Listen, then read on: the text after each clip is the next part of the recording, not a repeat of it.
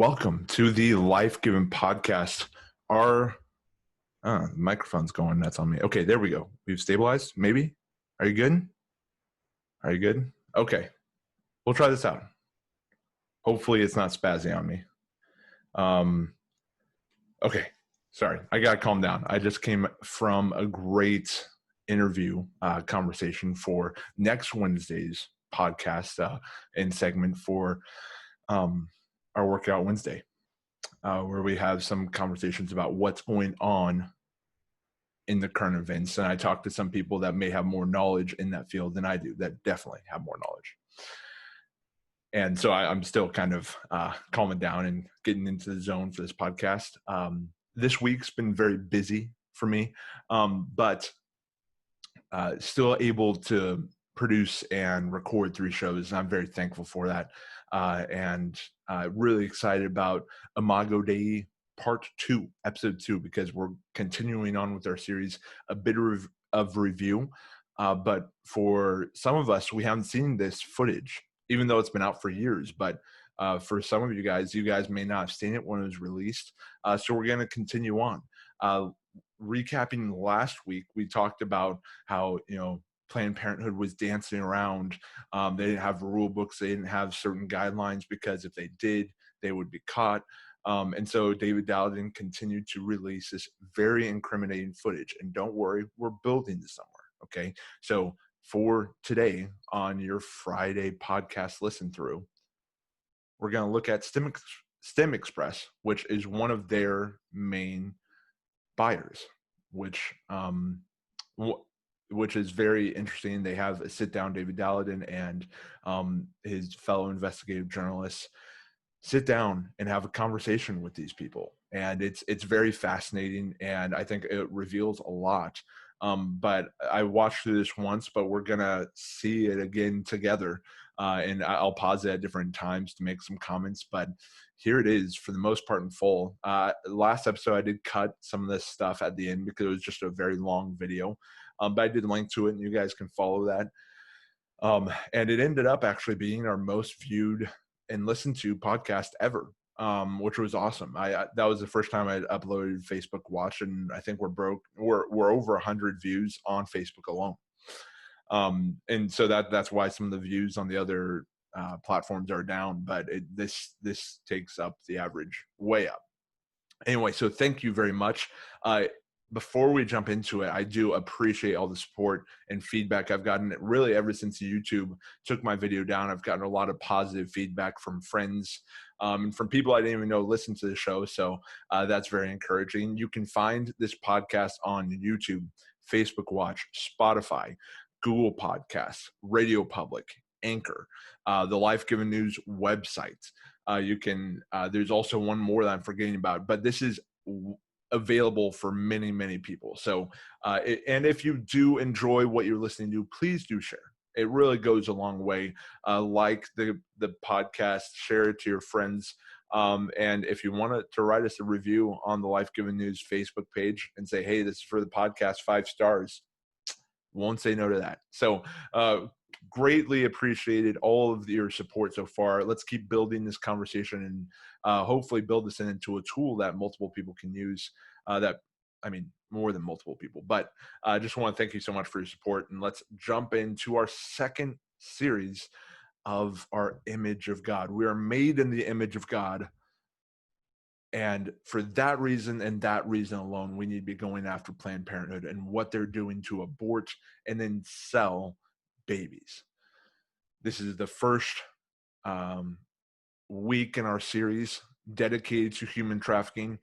Human trafficking is truly at every level, and it starts right at conception sometimes, and then continuing on in the womb and right after and through the rest of life. Human trafficking is an evil that needs to be ended, and we need to make that clear. So hopefully this series is going to give you something more to think about in light of human trafficking. Here is StemExpress and their interactions with investigative journalists and the Center for Medical Progress, their research. Here it is. So the opening screen says, the footage you are about to see was taken from an undercover meeting with the leadership and owner of Planned Parenthood's longtime partner in fetal tissue harvesting.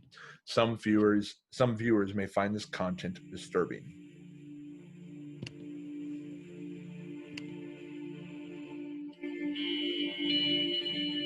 Planned Parenthood has volume, Right. you know, because they're a volume institution. Right. Oh yeah, I mean, if you had intact cases, which we've done a lot, so we sometimes ship those back to our lab in its entirety.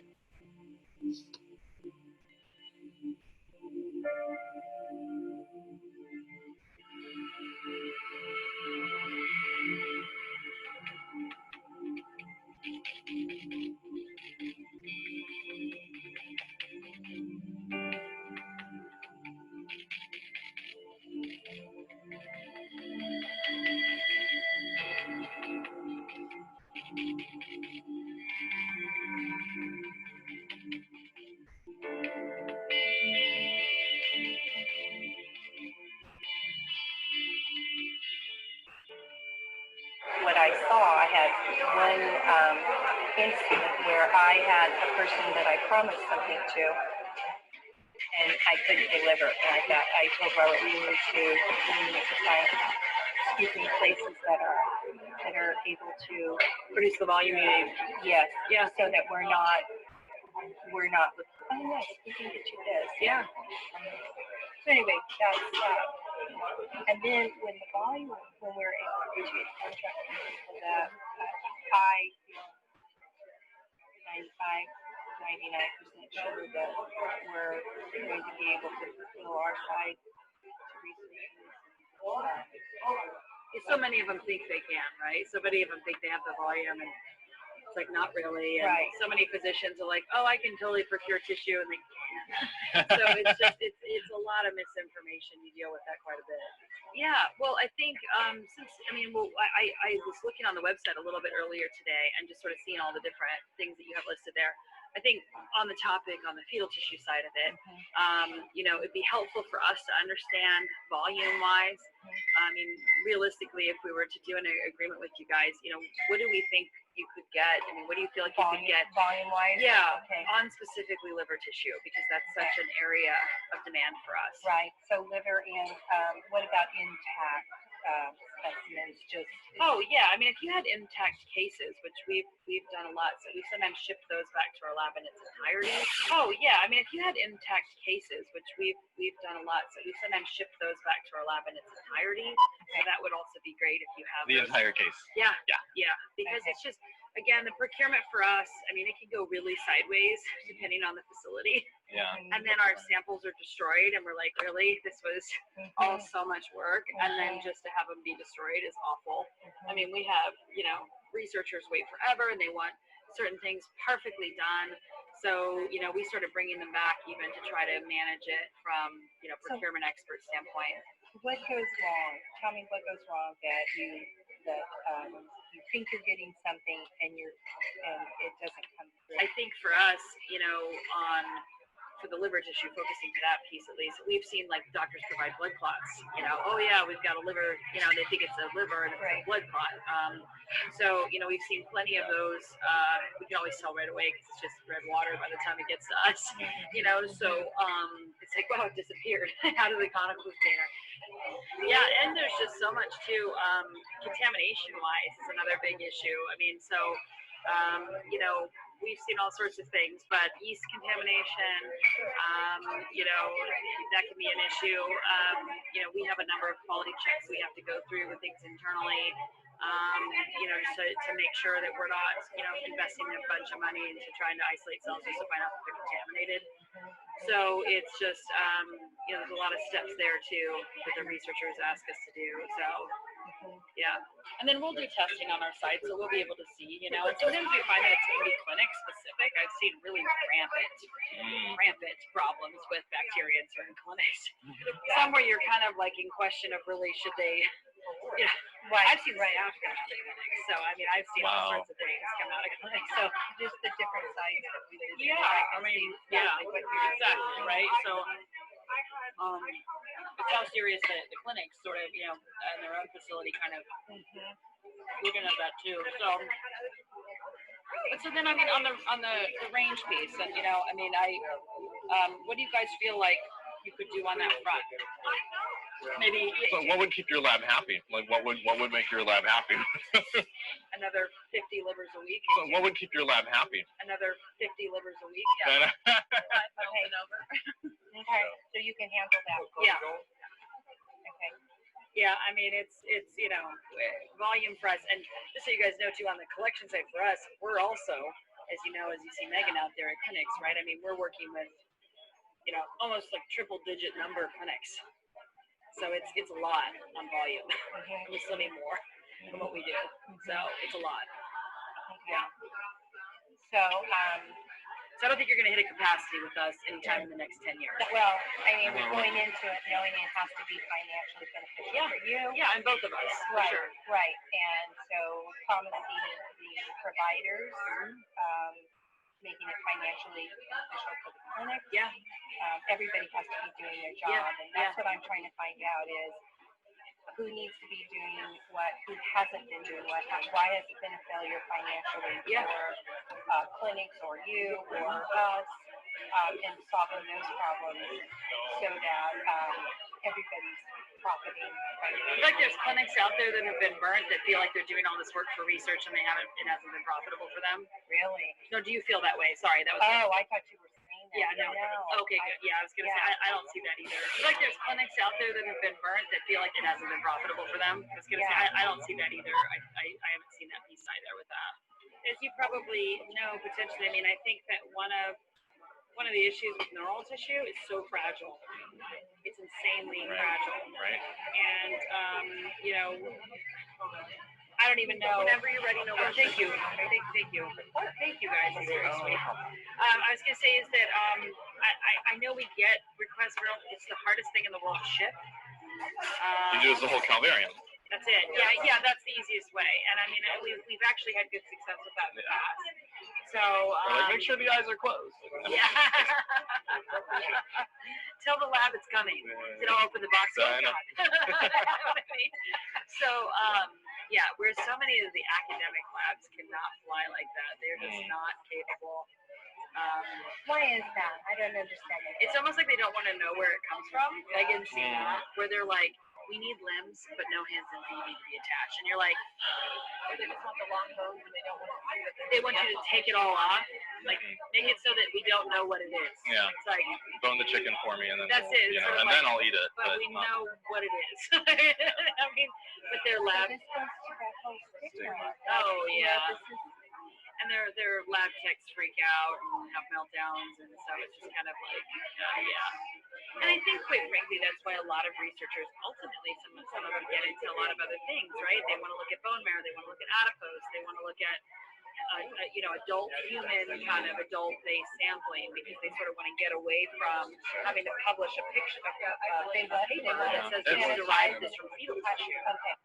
Do you feel the same kind of support like from Cecile and from Deborah? And Yeah, and just everyone at PPFA and just the affiliates. I mean, I just think you either in the cause or you're not. Yeah. And if you're not in the cause, like they don't need you around. You need to get out. They need champions, and if you're not a champion, you should go. Yeah. Because that's just and I don't know, the clinics, they're very guarded as they should be. Yeah. And who do they let in their house? They want champions in their house, right? So it's just, I think it's that same concept. And PPR's just never truly understood that. Yeah. And I think that it's been sort of a downside to them.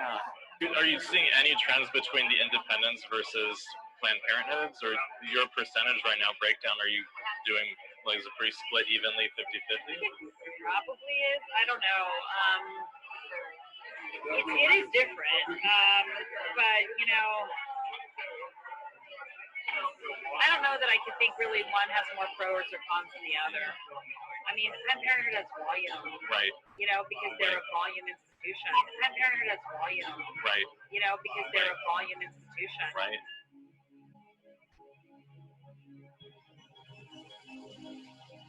And that is the end of the video. And once again, go over and just watch the videos on your own. There's an entire series out there. We're only working through a few of them. And man alive, there is so much information out there and so much incriminating evidence. Why have they not yet been prosecuted? That's my question. And this is all stemming from the fact that abortion is legal in the United States. And now, I mean, like, there is a law against selling baby body parts, but for any valuable consideration, and that entire video was with StemExpress, which is one of Planned Parenthood's affiliates.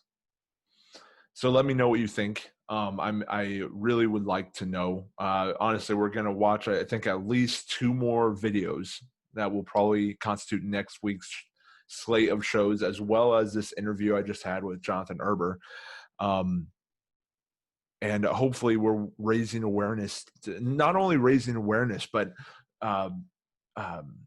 arming people with information so that they know what is going on, so they know how to interact with arguments that may surround Planned Parenthood, with discussions that may envelop abortion, and honestly what this kind of culture builds to.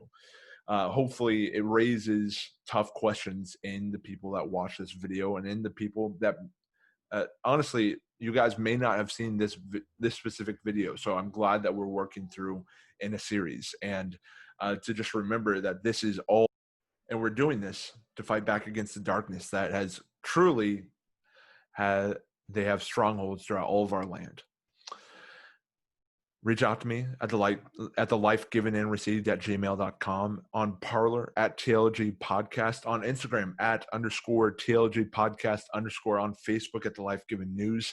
I just signed up to LinkedIn for the podcast, so search for me there. I'll be pushing out more information on there in the coming weeks.